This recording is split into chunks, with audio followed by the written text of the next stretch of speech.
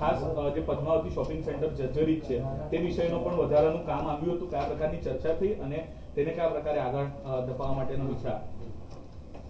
આજની સ્થાયી સમિતિમાં ટોટલ 31 કામ મૂકવામાં આવ્યા હતા, જેમાંથી 2 મુલતવી અને 8 કામને નામંજૂર કરવામાં આવ્યા છે.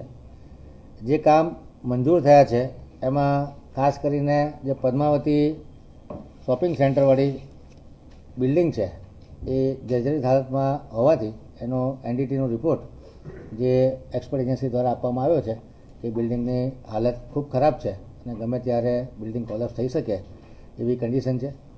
એટલે આ બિલ્ડિંગને વહેલામાં વહેલી તકે ડિમોલિશ કરવાનો ઠરાવ કરવામાં આવ્યો છે. દુકાનદાર કે જે ભાડુઆતો છે એમના માટે વૈકલ્પિક વ્યવસ્થા કરવા માટે કમિશનરને અલગથી દરખાસ્ત લાવવાનું સૂચવવામાં આવ્યું છે. અન્ય કામો જે મંજૂર થયા છે એમાં પૂર્વ ઝોનમાં વરસાદી ગટરની સાફ સફાઈનો ઇજારો છે જે 25% ઓછાના ભાવથી 60 લાખની મર્યાદામાં મંજૂર કરવામાં આવ્યો છે. અટલાદરા તળાવના ઓવરફ્લો માટે ખિસકોલી સર્કલ તરફ નવીન વરસાદી ચેનલ બનાવવાનું કામ છે એ 12% વધુ પ્રમાણે 6.19 કરોડના ખર્ચે મંજૂર કરવામાં આવ્યું છે. ભીમ તળાવ જંકશનથી વાસણા બાંકો કાંચ સુધી વરસાદી ગટર નાખવાનું કામ 6% ઓછા પ્રમાણે 3,60,15,000ના ખર્ચે મંજૂર કરવામાં આવ્યું છે. Maneja cement company railway crossing કરીને રાજનગર તરફ તેમજ મકરપુરા રેલવે સ્ટેશન થઈને સત્યનગર તરફની નવીન પાણીની નળિકા નાખવાના કામને 37% વધુના ભાવથી 1,33,00,000 વત્તા જીએસટીના ભાવને મંજૂરી આપવામાં આવી છે.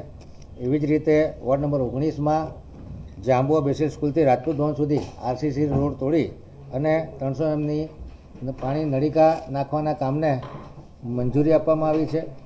સ્વાતિ 3 રસ્તાથી ચાણક્યપુરી 4 રસ્તા ખાતે હાયર ડિલિવરી લાઇનમાં સ્ટ્રેન્થનિંગ કરવાની કામગીરીને મંજૂરી આપવામાં આવી છે. વોર્ડ નંબર 5માં ઝવેરનગરથી સુવર્ણલક્ષ્મી એપાર્ટમેન્ટ થઈ વૃંદાવન 4 રસ્તા સુધી 450 એમએમની પાણીની લાઇન નાખવાના કામને 27% વધુના ભાવથી 1,22,00,000ના ખર્ચે નાખવાના આઇટમને મંજૂરી આપવામાં આવી છે. પાણી પુરવઠા શાખા દ્વારા ઉત્તર ઝોનમાં વોર્ડ નંબર 13 માટે ડીઆઈ નળિકા નાખવાના કામમાં 30 લાખની નાણાકીય મર્યાદા અને 3 માસની સમય મર્યાદામાં વધારો કરવામાં આવ્યો છે.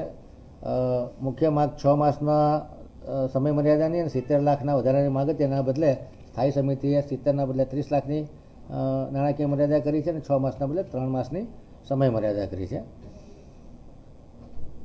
મકરપુરા જીઆઈડીસી પ્લોટ 204માં પ્રેસ શાખાની નવીન કચેરી બનાવવાના કામને હાલ પૂરતું મુલતવી રાખવામાં આવ્યું છે. વડોદરા શહેરમાં નવાપુરા સરદાર માર્કેટ ખાતે વહીવટી વોર્ડ 13ની ઓફિસના કામને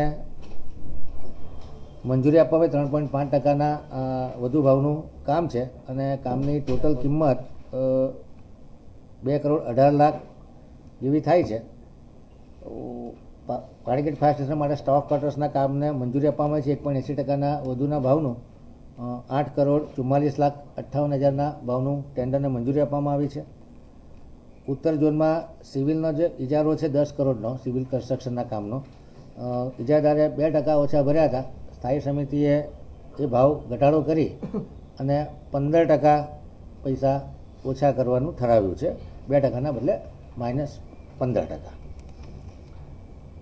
વડોદરામાં અગ્નિશમન માટે મિની વોટર ટેન્ડરના કામને મંજૂરી આપવામાં આવી છે, જેની કિંમત 85,31,400 રૂપિયા છે. અભિલાષા 4 રસ્તાથી છાણી તરફ જતા 18 મીટર પહોળાઈના રોડ કેનાલ પર આવેલ બ્રિજની પહોળાઈ વધારવાની કામગીરી 3,42,93,291ના ખર્ચે મંજૂર કરવામાં આવી છે.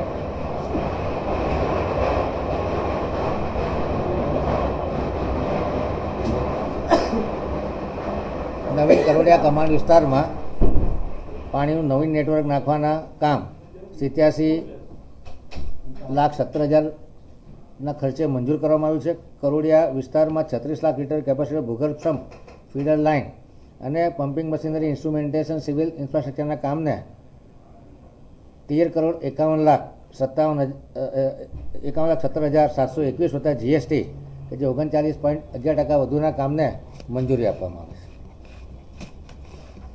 પદ્માવતી શોપિંગ સેન્ટર ક્યારે પૂછશે? મેં કીધું એમ કે દુકાનદારોને નોટિસ આપી અને એમને કમ્ફર્ટેબલ ટાઈમ આપવામાં આવશે. વૈકલ્પિક વ્યવસ્થા ફરાયા બાદ એ દુકાનો ખાલી કરાવશે, કાર્યવાહી થશે કે નજીકના દિવસોમાં? કમિશનર સાહેબને સૂચના આપવામાં આવી છે કે વૈકલ્પિક વ્યવસ્થા માટેની દરખાસ્ત અલગથી લાવવાની રહેશે.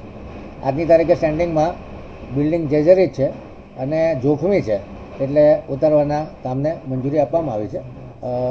દુકાનદારોને કમ્ફર્ટેબલ ટાઈમ આપવામાં આવશે. વૈકલ્પિક વ્યવસ્થા કઈ કરવામાં આવશે? એનું વૈકલ્પિક નવીન પ્લોટો વેપારી જોડે ચર્ચા વિચારણા કરી અને જે એમિકેબલ સોલ્યુશન આવશે એ પ્રમાણે નક્કી કરવામાં આવશે. એટલે વૈકલ્પિક વ્યવસ્થા ફાળ્યા બાદ બિલ્ડિંગ ઉતારવામાં આવશે કે એ પહેલા જ? વૈકલ્પિક વ્યવસ્થા કરવામાં આવશે. ટીપી 9 નાગરવાડાના ફાઇનલ પ્લોટ નંબર 1 પૈકી ખુલ્લી જગ્યામાં ડ્રો પદ્ધતિથી જે પ્રકારે આપવાની વાત છે, એવી કોઈ ચર્ચા આજની સ્ટેન્ડિંગમાં થઈ છે? ના, એના માટે અલગથી દરખાસ્ત લાવવાની રહેશે. એનામાંથી અલગથી દરખાસ્ત લાવશે. એનો મતલબ એમ કે એક પ્લોટ નહીં, મલ્ટિપલ પ્લોટના ઓપ્શન વિકલ્પ પર સંકલન સમિતિ વિચાર કરશે. વિચારણા કરી છે ખરી અગાઉ આ બાબતને લઈને? ઘણા 3-4 પ્લોટો એમને બતાડ્યા છે. ઘણામાં આનાકાની હોય એટલે બૃહદ સંકલન કે જેમાં ધારાસભ્ય બેઠા હોય, સાંસદ હોય, પ્રમુખ હોય, મહામંત્રી હોય, ચેરમેન હોય, મેયર હોય, આ બધા ભેગા થઈ અને સિંધી વેપારીઓને કોઈ જાતનો અન્યાય ન થાય અને એમિકેબલ બંને પક્ષે સર્વસંમત હોય એવું સોલ્યુશન કાઢવાની કોશિશ કરવામાં આવશે. એક જ જગ્યા બધા વેપારીઓને સમાશે કે પછી મલ્ટિપલ બધી જગ્યાએ? બધા ઓપ્શન ખુલ્લા છે. સવારે જે પ્રકારે વેપારીઓ તમને એમના મનની વાત મૂકી હતી કે સંમતિ વગર આજે જાહેરાત આવી ગઈ, અમે ખાલી નહીં કરીએ ને એવી બધી વાત હતી, તો હવે તો કામ મંજૂર થઈ ગયું છે ને બિલ્ડિંગ જર્જરિત છે, તો પછી એ લોકો ખાલી નહીં કરે તો કડક રહ્યા પણ ખાલી કરીને બિલ્ડિંગ ઉતારવા છે? એવું જરૂર ના પડે એવી આશા રાખીએ. જરૂર પડશે તો વૈકલ્પિક વ્યવસ્થા આપવી જોઈએ અને એ માટે અમે પ્રયત્ન કરીશું.